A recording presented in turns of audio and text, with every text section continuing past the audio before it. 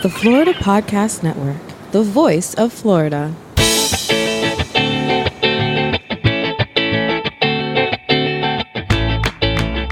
Welcome to episode 8 of the Florida Podcasting News Show on the Florida Podcast Network. Florida Podcasting News keeps you on the inside of Florida's podcasting industry. On today's episode, we'll be updating you on some cool things Florida podcasters are doing that involve everything from trade shows to video games. We share a response from RedCircle. Yes, they actually listened to our episode. And we'll talk about... What? I know! I almost couldn't... Somebody listened. It was like within hours. I couldn't believe it.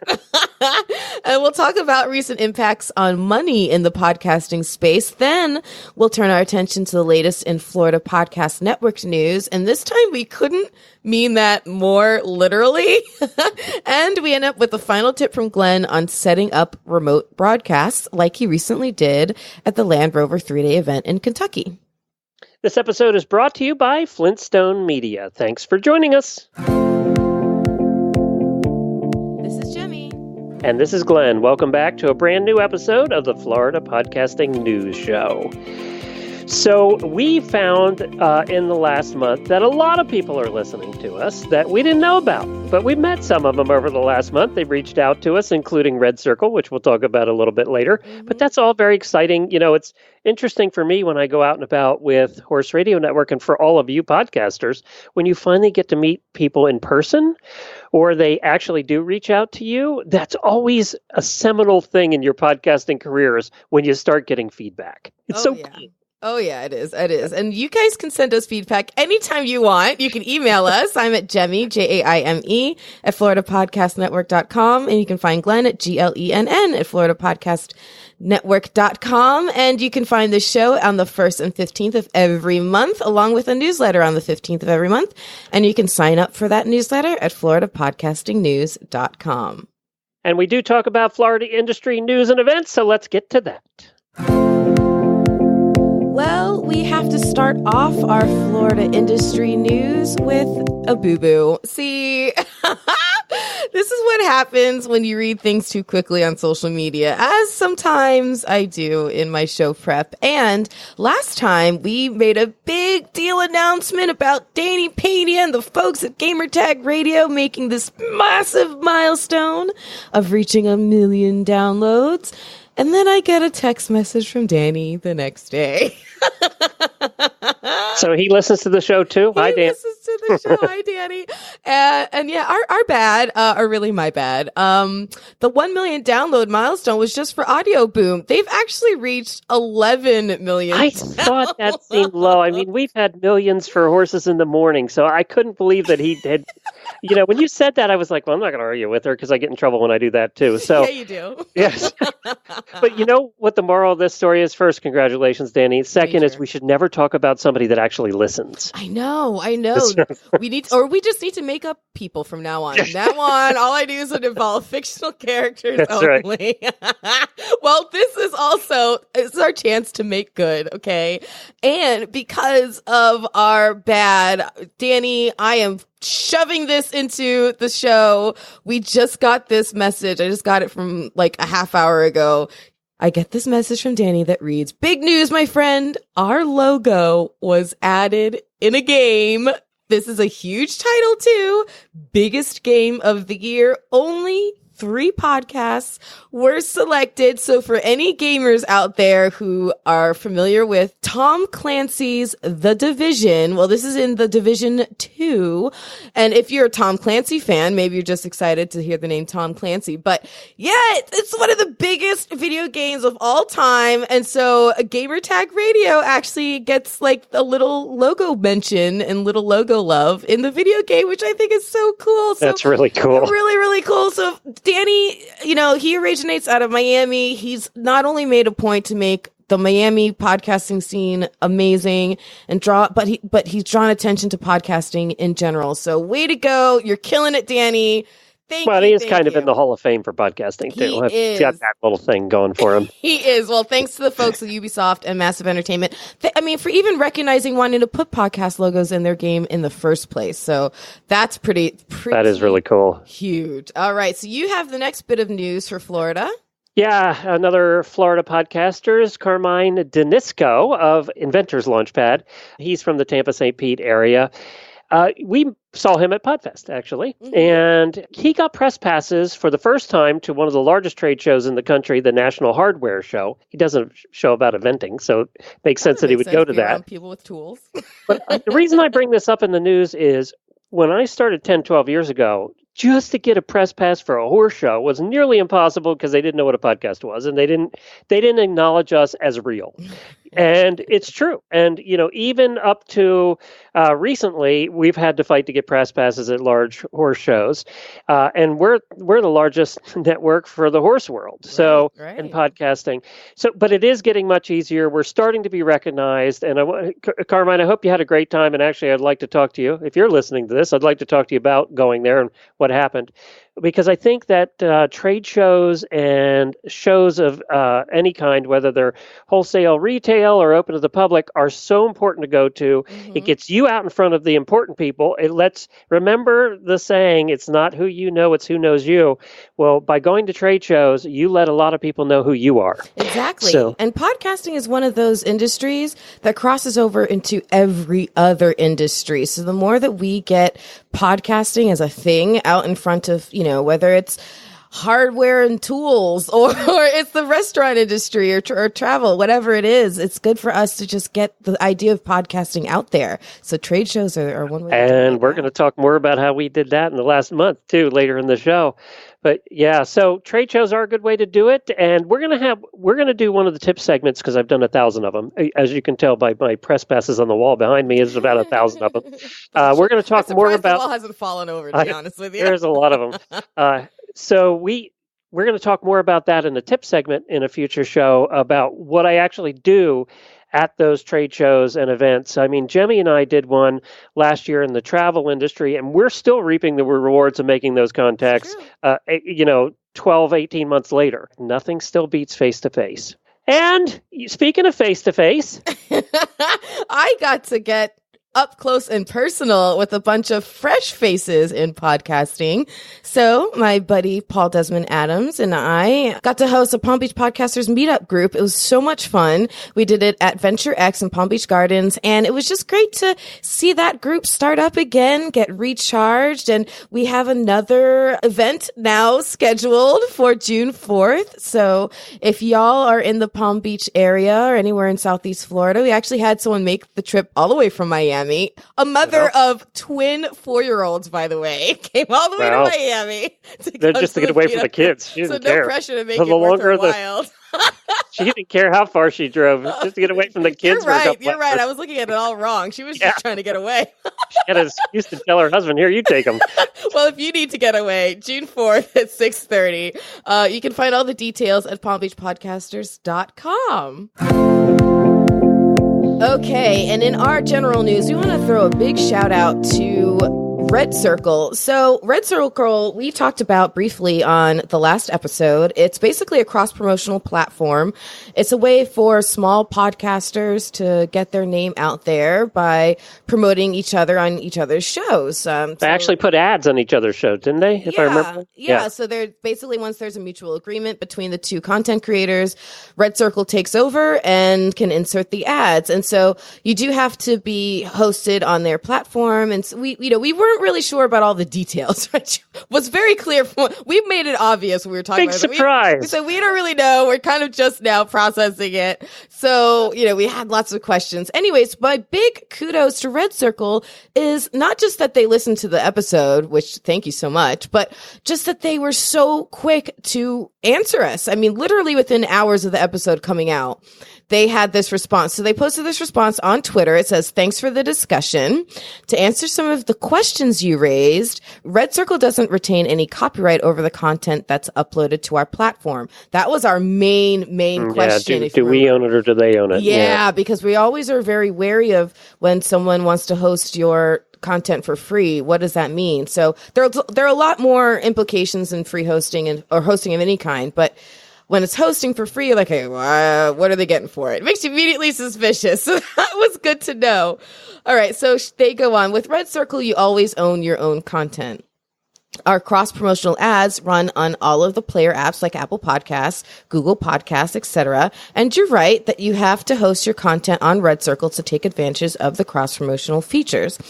But you can read more about RedCircle and how we keep the platform free at getredcircle.com/r-promise. And we'll, of course, include the link in the show notes. And it just was I was super impressed that they even responded, that they listened and responded that quickly. So no matter what the details end up being, RedCircle, you have my respect for that. And next, we're going to turn from promoting your podcast to making money through podcasting. And you have a little bit of an update on an opinion regarding Podcoin. Yeah, we talked about Podcoin in a previous episode too, and that's the hosting service that actually pays the listener. And we spoke about it on a previous episode. And Dave Jackson, that's not fair. I don't have time to listen to podcasts. So all the listening I do is to edit. Can I get paid to edit? Will they pay me to edit? Well, actually, I kind of pay you to edit sometimes, but the rest of the time you're on your own. I'm looking for extra. Yeah. Well, Dave Jackson of the School of Podcasting spoke with David Cook, founder of Podcoin, and I found it really interesting because Dave knows what questions to really ask. Yeah. And he was an interesting guy. This is a guy that made $100 million selling his last app. So you got the impression when you talked to him, making money in this thing for a while is not really important to him. So take a listen and then go claim your shows. There have been a number of podcasters here in Florida that have claimed their shows. And what happens is when you claim your show, it rises to the top of their leaderboards for 2 weeks. You get 2 weeks of it being at the top of whatever category and things like that. And a lot of the podcasters have seen a lot of downloads from doing this. So it's good. I've started claiming all the Horse Radio Network shows. Jemmy's going to go out and claim our shows so that we'll be able to report to you what we see in an increase here over the next couple of weeks as we're put to the top. So hopefully by the time we record the next episode, we'll have some data for you.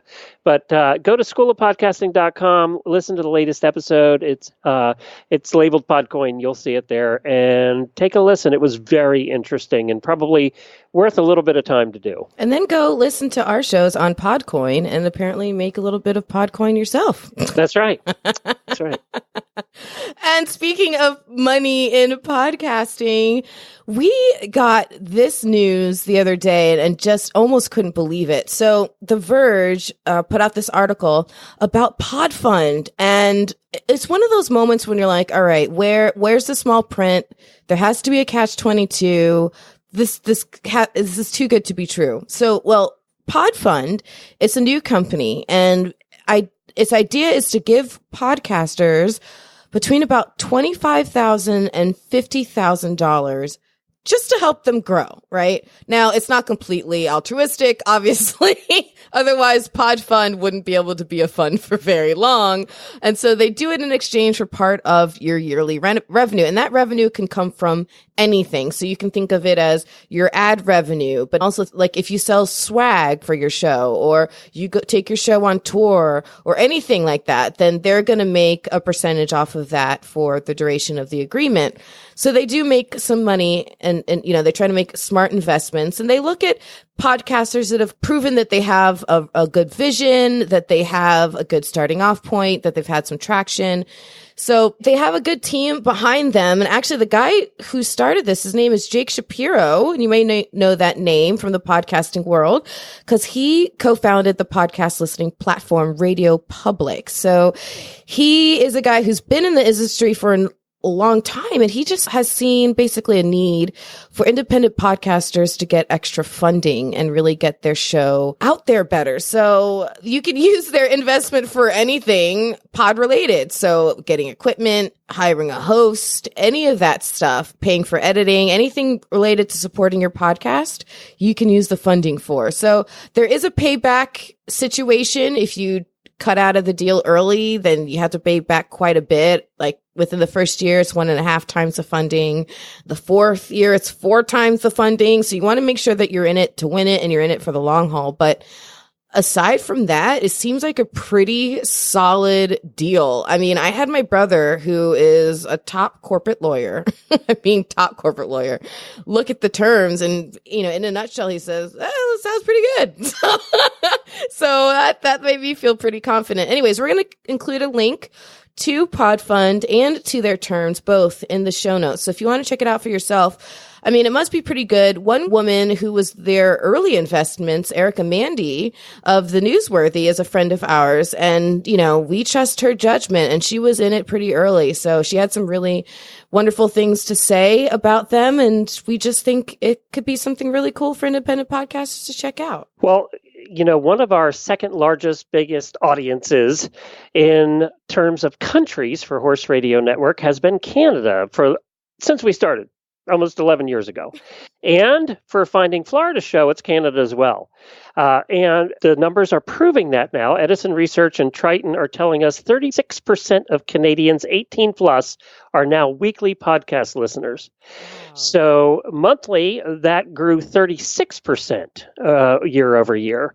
So Canadians are finding podcasts and are listening. And we already knew that because they're a large part of our audience. So thank you to the Canadians who listen to our shows and who also come to Florida every year. Yeah, they're a big listener of Finding Florida. And I'm wondering why that is. Why do a lot of Canadians buy into the activity of listening to podcasting? I wonder if how has it grown in Canada, and what can we do to duplicate those efforts down here?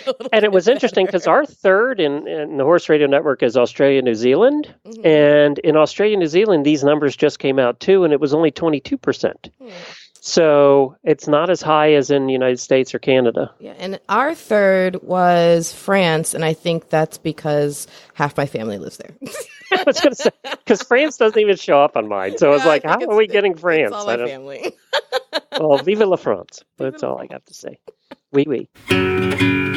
Flintstone Media has been the digital bedrock of several Florida brands and businesses, serving as a highly resourceful website and podcast production house since 2010.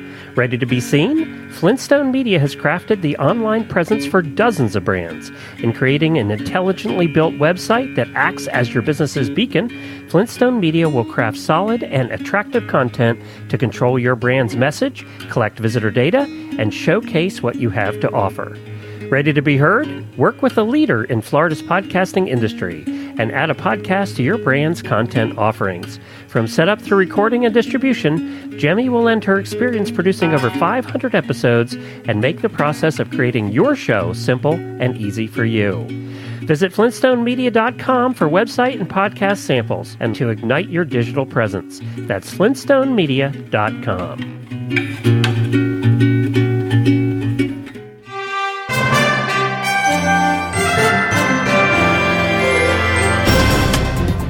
Well, I have really, really big news. At least for me, this is a big deal. This is so important. This has been something that has been on my mind for a long time. So if y'all know, half my business is podcasting and the other half of it is websites. Well, one of our websites has been driving me insane, and that's the Finding Florida podcast website. Not because anything's wrong with it. It's a lovely site, but because it's a beast and it has been taking over our business's server. So started this project about a week or so ago to move everything to its own server. And I am so happy to say it is now on a brand new server, which means for you guys that the pictures that we've been teasing you with for a couple weeks now for episodes 18B and 18C of Finding Florida are now up. They're now our galleries of photos, all of Glenn flying in a helicopter and us checking out the fire dancers at the Japanese festival in Murakami, and me chewing on some Cajun crawfish and all the pictures of Jay Cashmere's shorts that I talked about on the Finding Florida episode. All of that is now available on findingfloridapodcast.com. Gosh, it's been driving me nuts. Thank God. And that bogged down, not because we don't obviously host our own sound files there. We use Libsyn, but that bogged down because of the pictures, right? We were a million pictures. Like 200, 300 photos every adventure. So it just ballooned, and it was going to start affecting all the other sites, FlintstoneMedia.com, Florida Podcast, So I had to take it off. It had to be moved to its own corner of the room. So now it's going to be bigger and better than ever. You can see all those new pictures right there. Links in the show notes. And where else can you see our pictures but on the news? We are in the news, Glenn. Oh, yes. My gosh. We got some advice, actually, from somebody that said, you guys really need to start reaching out when you travel to our locations for the Finding Florida show. Whatever location we're going to, reach out to the local press because everybody's wanting to do stories about podcasting now. And we thought, well, it can't hurt. So we did. I probably sent out, 30 some emails, and we had several responses. And now we've been in the newspaper a couple times, even before our adventure, before we even went. I know. I mean, this next adventure is finally happening in a couple days. We leave. I'm so excited. And it's the one with Freedom RVing, our little road trip down the West Coast there. And so, we have 2 newspapers, the Fort Myers Beach Observer and the Island Sandpaper, both put articles together with pictures of us and everything in their paper paper, and their online paper. And we saw spikes in our stats both days that those articles were released. So it's very exciting. So it's kind of turned into a tip, but it's just exciting for us to be in the paper. And I think, too, I was talking about this with my friend Scott earlier today. I think, too, the other thing it does is just it continues the general education about podcasting. Exactly. So in our small way, people in Fort Myers now that read the articles that maybe didn't know what a podcast was. Right. Now maybe are going to go, well, what's a podcast? Exactly. And the links back to our website and their online articles certainly help with that as well. So I would say, wherever you are, reach out to your local papers right now. Reach out to your local media, TV, newspapers. They seriously are wanting to, they told us this. They're wanting to do articles about podcasting right now because it's hot. They all want to cover things that are hot too. And if you happen to live in their neighborhood and you're doing a podcast originating out of there, they're probably going to do a story. That's true. And another way to get your name out there is to be part of a network. And because we have the Florida Podcast Network, we're going to be visiting one of our sister shows, Beach Talk Radio, on this next adventure. And it's cool because we get to be on their Facebook Live show with them. So 2 newspaper articles. Wait a minute, you didn't say it was video. I'm out. Oh, yep. No, it's video. And so we're going to be on Facebook Live with them. I have to comb my hair that morning. If you want to catch us on their show, it'll be Saturday, May 18th. They go live at 9 a.m. on Facebook. Just look up Beach Talk Radio. And then we got on the big screen. Well, not a movie, but bigger than Facebook Live screen, not on the TV screen, with Fox News out in Tampa. This was a story that we actually participated back when we were at Podfest. And we mentioned that we were waiting for it to come out. We were on pins and needles. When is it going to come out? And Fox News 13 out of Tampa Bay did a story about podcasting. And that story came out, and we put that out on our website. You can go to floridapodcastnetwork.com and see that story. And Jemmy looked fantastic. I looked like a dork, but whatever. Jemmy looked great. It's funny. So when I was trying to do a screenshot for the thumbnail for the post on the website, I couldn't get one that didn't make it look like I was looking at you with utter disdain. Like, I'm looking at you like, what is this guy talking about? No matter how many freeze frames I tried. I need to look at how my resting Glenn face. How am I looking at you when I'm not paying attention? But anyway, you got to be all by yourself in an appearance on a show called Podcast Engineering School with a buddy of ours. Tell us about that. Yeah, we got to be on with Chris Curran. He does a show where he interviews podcasters all about the technical side. And believe me, this is as techie as I get. But Geek strikes again. But we did talk a lot about how we do the live show. And I get that question a lot. Because, we do an hour and a half, 5 days a week live. And there is some technology behind it. Unprecedented and unheard of in this industry. I mean, we're at almost 2,200 episodes, Jemmy? Crazy. And we treat it like a radio show. And it really does, I think, sound like a radio show because we do have a producer and host and everything. Live bumbles and all. If you want to hear that, go to Podcast Engineering School. Just look that up, and you'll see me featured there, and you can listen all about that. We're going to continue that conversation a little bit with what we're going to talk about in our tip today. And finally, another show on our network got in the news as well. Suzanne Boyd was featured in the lifestyle section of the Palm Beach Post. So Leslie Gray Streeter, who is an awesome reporter for Palm Beach Post, I've been a fan of hers for a long time. And she featured Suzanne in a Mother's Day article all about her transition from Channel 12. She was in the news industry for 20 years, and now she hosts podcasts. She's become an independent podcast creator with her own company called Suzanne Boyd Productions. She has a show called What Your Friends Won't Tell You, which is really funny, with her therapist friend Shannon. And then she has the show People of Palm Beach with us right here on Florida Podcast Network. So the article was all about her and her pursuing a life where she got to choose her own schedule and make her own time decisions and prioritize things her own way. So I was just really excited for her to see her name in print in that, and just this new light. So well done, Suzanne. And also in network news, like I mentioned, I just hosted Palm Beach Podcasters for the first time. It was really fun to go do that. So major shout out to my co-organizer there, Paul Desmond Adams, for helping pull that off. And our next event will be June 4th. It's a Tuesday at 6:30 p.m. We'll be announcing the location here soon. So go to palmbeachpodcasters.com for that information. And we also have secured a brand new roaming reporter for Finding Florida. Now, I won't say who it is yet, but I'm very excited for them to start contributing, and you're going to hear from him on a future episode. So stay tuned for that. Let's just say it's content you've heard me talk about a lot. And he's just about one of the best people I could ask to help contribute it as a roaming reporter. And if you want to be a roaming reporter for Finding Florida, just email me. Let me know your name. If you have a podcast already, what the name of that is, and what you like to do on your weekends and going out and about in your own neck of the woods of Florida. So email me, JAIME @FloridaPodcastNetwork.com. Up next, after all of that literal news, is a great tip from Glenn, something a lot of you have been waiting to hear. It's my turn this episode for the business tip of podcasting. And I noticed on Facebook, and a question I get a lot is, how do you do a remote podcast? And there's been a lot of people that are going on location at shows or events to do podcasting and to record. And we've done a ton of them. I think hundreds probably over the years. We've been at horse shows and events, trade shows, all different kinds of things. And actually, if I could just jump in real quick, we talked about Carmine getting press passes, which is something that we are really good at ourselves, attending these things.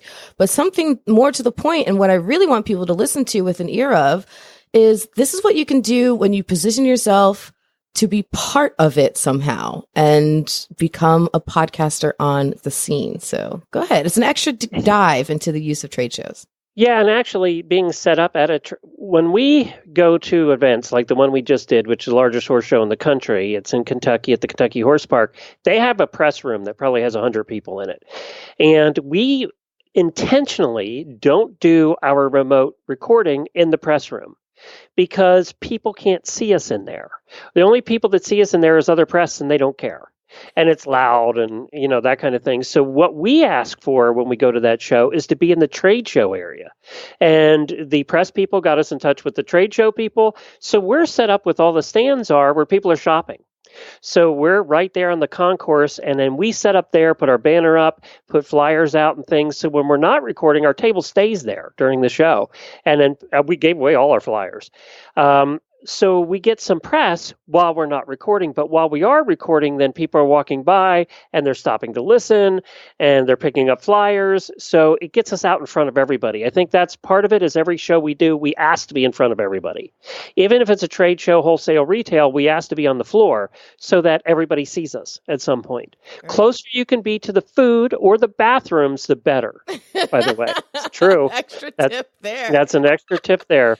But sound can be an issue. So the right setup can be so key. And that is important. We're at horse shows where there are loudspeakers doing announcements all the time. And sometimes we've been set up with the loudspeakers literally 10 feet over our head. So it's important that you have microphones, one, that are sturdy, yet if you break them when you're traveling, or if you lose them when you're traveling, your that you're not... co-host doesn't want to kill you. Or your spouse more likely doesn't want to kill you for the expense of buying new ones. So what we did a long time ago is we found you're going to need a mixer if you're going to have more than one mic into your computer. So we found an inexpensive mixer that really works well on the road and has been super sturdy. It's a USB mixer. It's a Behringer. We're going to post a link to all of these things. I bought all this stuff on Amazon. So we're going to post a link to all of these things at floridapodcastnetwork.com, and also the Florida Podcast Network Facebook page. We'll do a post with all the links. So all of this stuff is going to cost you less than, I figured out, $160. You're going to have a complete mobile setup that you can go on the road forever. I'm still using some of the same equipment we started with 11 years ago. So the Behringer mixer allows you to put multiple mics in and then actually send the final feed out to your computer and record it on whatever software you want to use. Whatever editing software you use, you can also use for recording, obviously. So that's what we use. I also do a backup. We have a program that on the same computer will do a backup, so that one of the programs fails and collapses, then I have the second program there backing it up. You can also run a second feed out of your mixer into like a Zoom recorder or something like that to do a backup. So there's a number of different ways you can do that. But we use a Behringer mixer. It's $88. It's fairly inexpensive, but it's sturdy. It comes in a great plastic case for traveling that has foam in it. So it's made for going on the road. It's not big. I can put it in the suitcase with the mics and everything and send it on an airplane, which we do a lot. So it's an affordable, very easy to use mixer. We use microphones that are called the Behringer Ultra Voice microphones. People, a set of 3 are $40. I've literally bought over 50 of these over the years to send out to my hosts. The reason we use these inexpensive mics, one, is they're fairly good quality. 2 is they're very dead after about 2 inches. Chris Curran and I were talking about this. He said they're great microphones for doing what you're doing because they don't pick up sound after about 2-3 inches out. You hear a background humdrum, which you want a little bit of when you're on the road, but it really does need to be about an inch or 2 from the mic, and you'll hear the loudspeaker, but it'll sound like it's in the distance. And that's a perfect microphone for what you're looking for. You want a little bit of background noise, but you don't want it to be overwhelming. And these mics are really, a set of 3 is $40. So you're probably going to want to set up 3-4 mics when you're on the road and doing a show. And you can do that with these mics very successfully. And if you break one, who cares? They're like $12 each. You just buy a new set.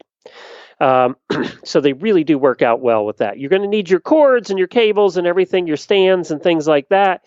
And I put a link to all the ones that we buy in the show notes. We don't buy expensive ones because they're traveling and we break things. Or they get dusty or dirty or whatever. And we'll put all of that in the show notes in that post so that you can see exactly what to buy. And really, you're looking at about $150, $160, and you'll have the whole thing to go on the road with. The couple of things that we always forget, and I have 1,000 of now, is every time I go on the road, and you're going to think this is funny, is extension cords. You need to bring a 25-foot extension cord because depending where they put you, you still need power and a power strip. So an extension cord, a power strip. I have about 100 extension cords now because we forgot them and have to buy them at a location. So now I'm getting better at remembering the extension cords. And then your computer with the recording software. And that's literally what you need to do a show on the road. Oh, and make sure you also have the power cord for your computer, because I can also attest that Glenn sometimes forgets that. Gotten those too. Those are expensive to buy, by the way, at Best Buy. I'm telling you, they're really expensive. They're like $70. I have multiple power cords now for my computer. But yeah, we'll post that. I don't want to take the time to go over through it in detail, but I have everything listed there. And Jemmy, you can see that none of this is expensive. These are not expensive items. Yeah, no, they're perfectly priced for traveling with. I mean, you're right. You don't want to buy all of this expensive equipment and then put it into the hands of the gods when you go flying. Because everything happens on a trip. Mm-hmm. You know, everything happens. Your luggage will be searched. Every time we go somewhere, they search the luggage and they rip it apart. Mm-hmm. Every single time because they see the microphones in there. And, they look like sticks of dynamite. So they search them. And we get the little notes every time we go somewhere, and you'll see that everything's moved around. You can count on that. And also, I don't bring the microphones and recording equipment on my carry-on. We check that because I don't know what they're going to do with the carry-on. So I know other people bring their mics through, but we have never done it. When we go to remote, we always go a day early because we need time to set up interviews. You want interviews, right? That's why you're there. So you're going to get interviews with people. A lot of people are really trying to set those up ahead of time. We like to walk around and see what we see, and that's what Jemmy and I do when we're at locations. We'll walk around and joint. Yeah, you case it out, but you also get to meet the interesting people that way that you wouldn't have known about ahead of time, or the products or whatever that you don't know are going to be there.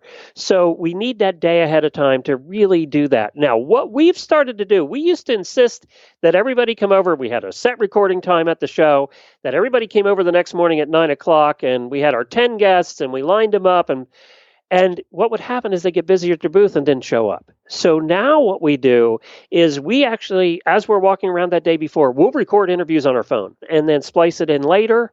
That way we know we have the people. We know we have them right there in their booth. And the quality is pretty good. People understand that you're going to be at a trade show, so background noise is okay. I use a program called Hi-Q MP3 recorder. It's worked flawlessly. We use it all the time for Finding Florida. And you use one, you're on an iPhone. So do you use the built-in one or a different one? I use the built-in one, but I've never, ever used my iPhone for mobile recordings. I've always either used my Tascam DR40 with the external mics, or my little mini me recorder, which is a Sony something handheld. I couldn't tell you what it is off the top of my head. I'm just trying to find a simple, easy, inexpensive way for you to do it. And, we've had good luck with this recorder. It's worked pretty well. And then we actually, when we're at shows, a lot of you will take all of these recordings home. And you'll edit them there. When we're at shows like at Land Rover, we need to get that show out immediately. So we'll do the recordings, we'll do remote recordings, and then whatever people come over to our booth, we'll record the openers and the closers and our part of being there and how fun it is, and whatever guests come over to the table to record with us. And then we take all of that and immediately edit it down. One of the things you're not going to think about is, does this location have good internet? If you're going to do the editing and uploading there, do they have internet to support that? I am always amazed at how crappy internet is at convention places. Oh, it's awful sometimes. Usually awful. And big convention places you would think would have great internet are terrible. So I always have a hotspot with me, and then even then sometimes it doesn't. And that's a good thing. Android, like I have a hotspot on my phone. Jemmy, you have a separate one, right? I do. Yeah, you have a separate mobile hotspot. But we have used that hotspot many, many times. It saved our butts. So I would have one of those available. Most Android phones, you can just get them on your phone.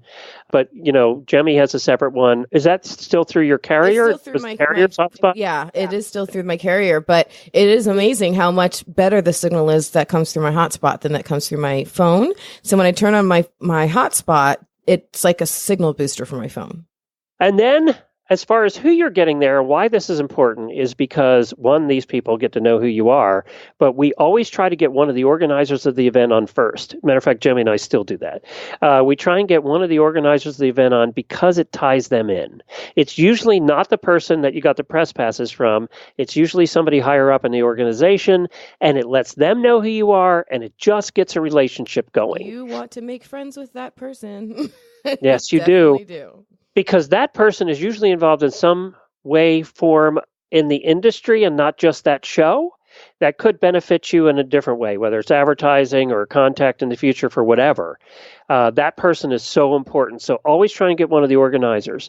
And everybody you have on that show, if it's at a trade show or whatever, can become a future sponsor or help you out in some way. So we always follow up with the people that we put on the show with links to the show, and then I usually wait a couple of weeks and follow up with them to find out if there's anything we can work together on, some kind of relationship, and what I'm really going for is for them to be a sponsor.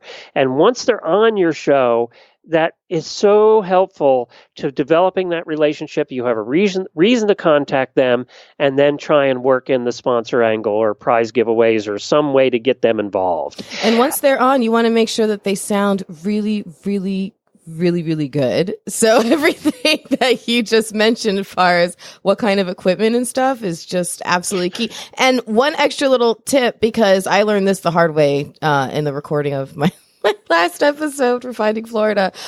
In between guests, make sure that they haven't clicked off the microphone, because that happens a lot. Sometimes a guest just, for some reason, they feel like they need to hand you the microphone back in the off position. So make sure that you have it turned back on. Or tape it. Or to actually put tape on it. We do that at the shows when we actually tape them to the stand so that it doesn't fall out of the stand too. But if they're holding it in their hand, tape it, because that was a big one on your last one. That caused you about 8 hours of editing addition. Oh, God, it was a nightmare. It was. And you could tell, I mean, there was a difference between your backup recorder and the main mics. The other thing too, and do not do this. If you do this, people will not listen to your show. Do not put one mic in the middle of the table. I don't care if you have a Yeti. I don't care what you have. Do not do that. It's awful sounding. It doesn't make your guests sound good. It makes you look like an amateur. And how many times have we heard that? Yeah, the worst you can do is put all this effort into getting yourself to a location and having the credentials, and then the end result sucks. So don't do that. If the person that organized the event, they do go back and check on media, whether they wrote the articles, and then with podcasts, they'll go back and take a listen to it. If you sound like an amateur, your chances of getting press passes again are getting slimmer. They do look at that stuff. So keep that in mind. Right. Now we are wrapping the show because we have talked for quite a bit about trade shows. Did you get it all out of you, Glenn? I did. You're on your. Actually, I could do about another 8 hours on trade. You probably could on trade shows. And we will. We'll talk more about it. Furthermore, but we'll talk about the sales part of a trade show. This was more the technical. You are amped up. You would do it right now if I let you, wouldn't you? Yes, we'd go another 8 hours. All right. Well, moving forward, for more updates on all this and other news, plus details and show notes about today's shows with all the links and all the things, go to floridapodcastingnews.com. You can find details and show notes about today's episode, plus sign up to receive the newsletter that accompanies this podcast and every other future podcast. We love your feedback, so join us on our exclusive Facebook group called FPN Insiders, and you can leave us tips and comments or just rant about this wonderful place we live in called Florida. And if you have any podcasting news to submit, like my friend Danny Pena did just minutes before recording, you can email us about that as well. Again, it's Jemmy, Jaime, at floridapodcastnetwork.com, or Glenn, Glenn, at floridapodcastnetwork.com. Many thanks this week to our sponsor, Flintstone Media. You can find them at flintstonemedia.com. And them is Jemmy, by the way. So you can find Jemmy at flintstonemedia.com. And be sure to visit all our great shows on the Florida Podcast Network. We're adding to it all the time. It's growing. Wait a minute. You tell them, you say the sponsored name. You mention that it's me. You say where to find it, but you don't say the why or how wonderful. She is wonderful. Yeah, I will say that, because I'll tell you what, Horse Radio Network website had an issue, and Jemmy got on it and got it fixed. That's right. I sure did. I couldn't figure out how to get it fixed, but Jemmy got it fixed. So, and you've done it. You're getting new websites all the time for podcasters. You're working on more production. So definitely, if you need somebody to help out, Jemmy's your girl. She'll do it. That's better. See, I need to hire you. Did I do that okay? Great. And be sure to visit all the great shows on the Florida Podcast Network. You can find them at floridapodcastnetwork.com. Until next time, thanks for hanging out on the inside of Florida's podcasting industry.